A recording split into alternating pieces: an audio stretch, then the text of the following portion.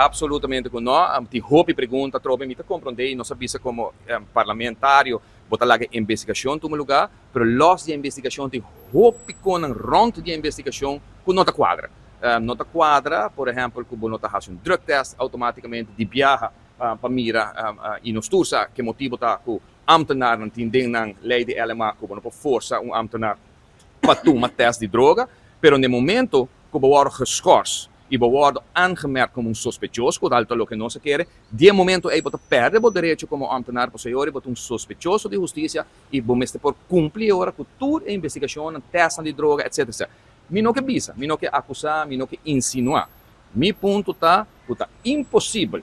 que 2 lunas depois com um jovem de apenas 19 anos, agora arrancava de mundo que depois com 18 balas, agora o relógio de bater, então toda gente está pipstel. Eu ainda não que papia, não se compreende. A mim mesmo personalmente, a curva chega cerca de pessoas no vecindário, não que tem câmera, que por a WAC e no saco de câmera e no saco tem também e belta de câmera na aqui, caminho que agora ameaça que não mag de papia arriba caso que não mag de papia arriba vídeo aqui. Otmar do Ber, membro do parlamento do Bissane aqui awe e nós avisa que no momento adequado nós vai sair e divulgar. Nós que um espaço no Ministério Público, mas o Ministério Público tem que compreender com um incidente assim que não, mais ainda que está envolvido 2 agentes de corpo policial de Chile,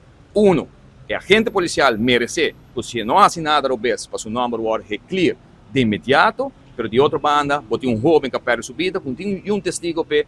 na sociedade está verwag que a investigação está assim, de uma forma transparente, justo, sem mira quem está envolvido e que pode vir justiça para toda gente que está envolvida em caso aqui.